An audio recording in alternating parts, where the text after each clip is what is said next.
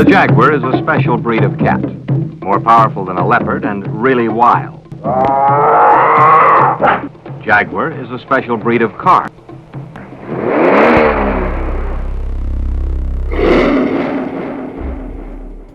When it was launched in the Geneva Motor Show in 1961, Jaguar's E-type caused a sensation. Like previous Jaguars, it was always going to be raced, and pretty soon the competitions department, which had built hugely successful Le Mans sports cars like the C and D types, came up with the idea of making a lightweight version in aluminium instead of steel and saving over 100 kilograms. But the project struck some trouble. The regular E-type became such a huge hit that Jaguar suddenly had too much work on its hands meeting demand for the ordinary models. Of the planned 18 lightweights, only 12 were built. But Jaguar's detailed handwritten records always showed 6 extra chassis numbers for the cars that were never made. And last year, half a century on, Jaguar decided to mark the opening of a new special operations division by building what it called a continuation series of lightweights, which was a monumental task because most of the E-type's tooling and engineering drawings had disappeared. They had to reverse engineer a lot of the car and recreate its all-aluminium engine as well. Today, about 18 months after engineering the new lightweights began, I've been invited to see the results.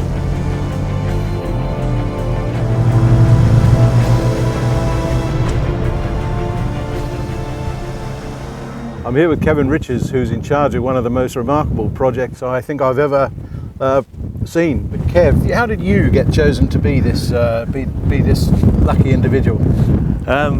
It was luck, really, more than anything. I just happened to be in the right place at the right time. I've spent many years working at Jaguar.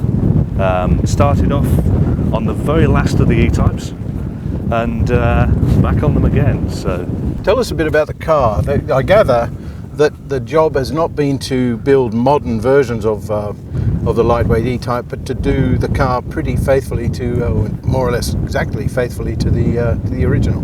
Yeah, the plan was really right from the outset to try and, if you could imagine a time capsule from 1963, to lift that time capsule out of the ground, take the last 1963 car that we built, car 12, and say, that's what we want, that's the blueprint for it. Do nothing else but build that.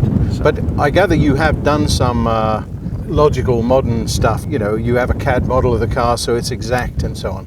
The logical thing to do for us really was, rather than just make it in the same way that they made it years and years ago, we could actually use some of our modern tools to at least make sure that the 6 remaining cars are the same. Yeah. Something I'm sure our forefathers would have loved to have done.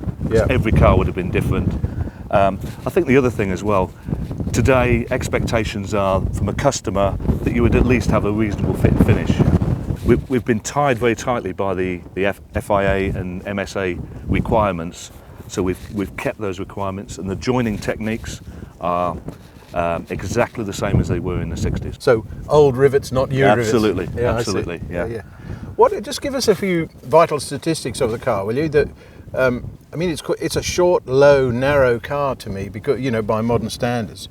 What does it weigh, for instance, and how much power? They're homologated at 960 kilos, so every car has to be above that weight. This particular car, we've weighed this car, and it tips the scales at 1,040 kilos. That's with a full tank of fuel and full oil, water, etc., etc. So it's a pretty light car. Power output 340 horsepower at 6,250 RPM. We have to stick with the original injection system, which is a Lucas mechanical system from that era, and that's what we've got on the car. Maserati used a very similar system as well, or you could go with the Weber carburetors of the period. Right, and as I understand it, the 6 cars are sold. Yes. For £1 million each. Yes. Yeah. Amazing. Now we have to see if we can drive it. Yes. Actually, amazingly comfortable seat. The harnesses give you a great feeling of security. I do like all metal pedals because there's no cushioning at all. Lovely view over the bonnet. You can see what you've paid for. Beautiful gear change. This interior shows how useless trim is in cars. And I'm ready.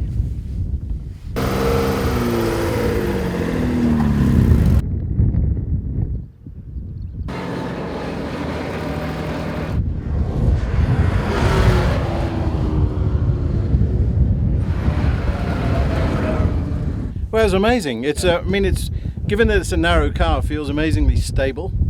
There's this lovely transition between grip and less grip, which doesn't seem to involve a kind of breakaway at all. It just a lovely transition. Once you got your arms around this car, you could really throw it about, but it would take me a while, and my bank manager even longer. This let's just do a very swift walk around.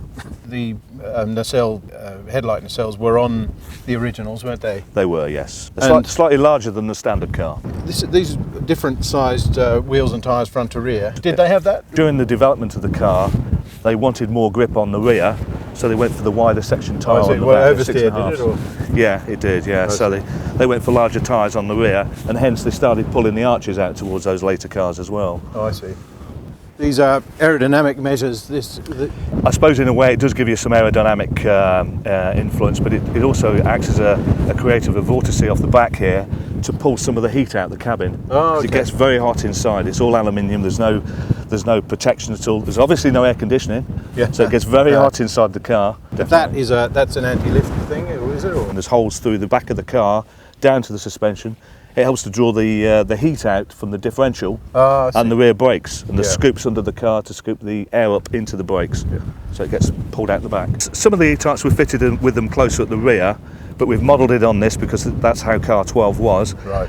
Somebody told me that these taillight assemblies here are actually re-engineered. Yes, that's right. So for the first time ever, we've got this car in CAD. It's now symmetrical, probably the first E-type that's ever been symmetrical. Yeah. But what we've managed to do is re-engineer these parts. We've taken the original parts, scanned them, and we've actually re-profiled these to suit the body. So we're able then just to cut these parts from solid. We've done a few other parts around the car in the same way.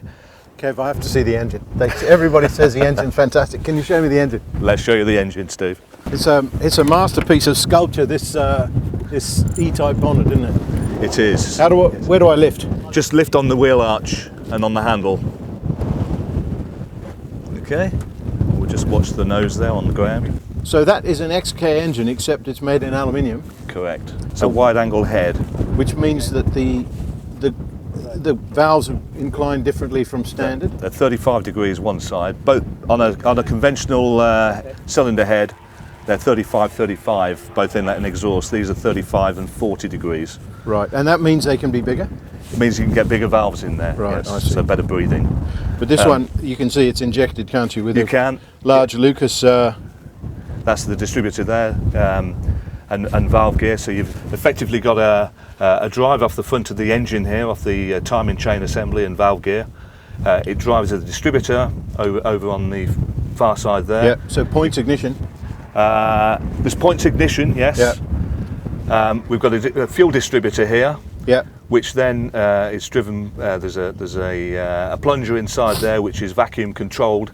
So the fueling is determined by the vacuum level in the engine, and that's an interesting setup. It's a very, very early injection system, but it means that there's really 2 points: idle and fully open throttle, right, where you've got good fueling. I see. The rest of it is transition, and that's it's almost an approximation. So unless you're driving it flat out, as you do with race cars, then it's always an approximation. I see. Which was very interesting in the early days, of course. Beautifully done, isn't it? Beautifully. Beautiful 3.8 engine there, all aluminium-block, aluminium head.